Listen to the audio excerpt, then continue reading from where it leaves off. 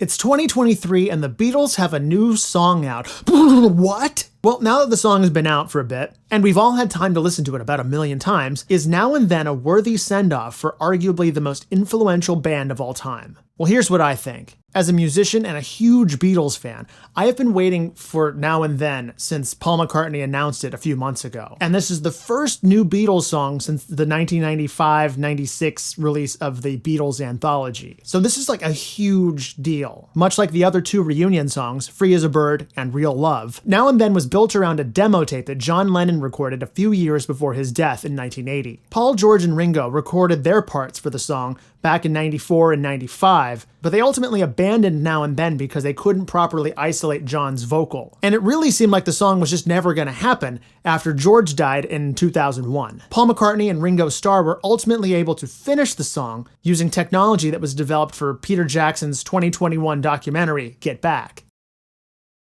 The first time I listened through this new song, a couple of things stood out. First was the strange feeling of hearing John Lennon's voice from the beyond, saying, "I miss you." He recorded the demo around 1977, which is about 3 years before he was murdered. I'm sure we've all wondered this, but it's hard to imagine, no pun intended, the music that he would have made if he had lived. Would there have been a full-on Beatles reunion? Would there have been a new Beatles albums? We'll never know. The next big moment for me in the song is when George Harrison's slide guitar part comes in. He had such a unique sound when he played slide, and if you're a Beatles fan or a fan of George's solo work, it's instantly recognizable. Now, I'm pretty sure they used some sort of time correction on George's guitar as well as John's vocals. I imagine that was just a necessary evil in trying to turn a home demo recording into a full-fledged song. But it doesn't sound like they really went overboard with the digital enhancements, so I'm pleased with how they handled that. And I'm sure there's some smartass out there that's going to say, hey, Mike, they definitely didn't use any kind of time correction. You're a moron. Fine, you win. Then, of course, you hear Paul playing bass and Ringo playing drums, and their styles are so iconic. You know it when you hear it. Paul and Ringo both contribute backing vocals as well.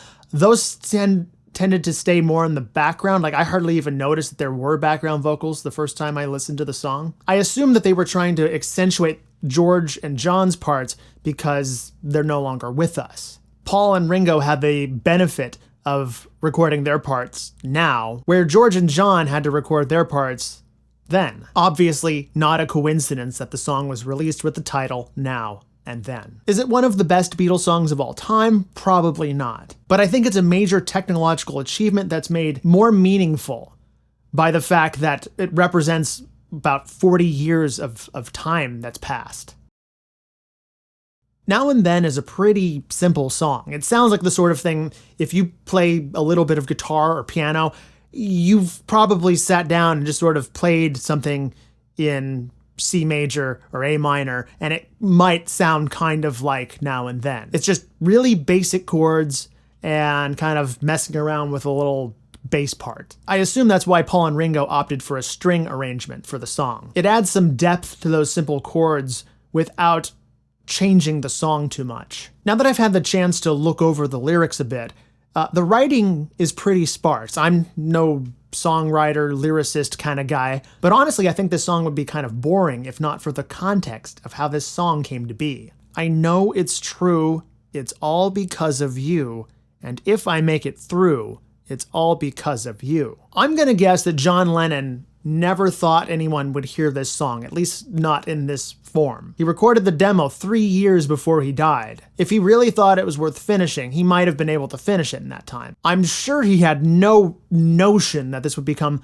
the last Beatles song some 43 years after his death. But I have to say the passage of time does lend a lot of weight to these very simple lyrics. I mean, the remaining Beatles have been trying to make this song happen since 1994. And listening to the song in that context, you can't help but hear John speaking to his fellow Beatles. And if I make it through, it's all because of you. It also kind of feels like he's talking to the fans. John Lennon has been gone longer than he was alive. And here we are all these years later, still talking about his music. I'm not going to go into a full analysis of the lyrics. That is kind of outside of my wheelhouse anyhow. Also, I feel like there's a pretty good chance that these lyrics were intended as placeholders for when John was ready to finish the song. So it might not really have any inherent meaning besides what we, the audience, assign to it.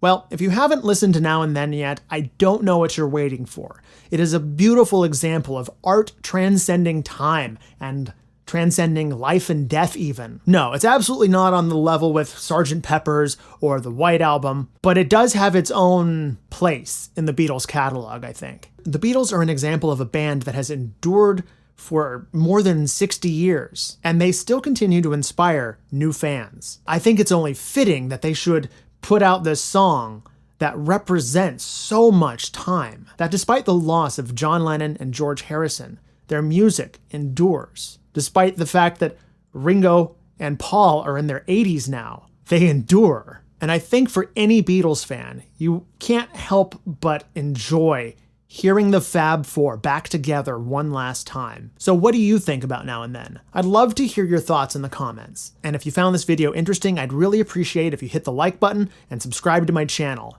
And until next time, peace.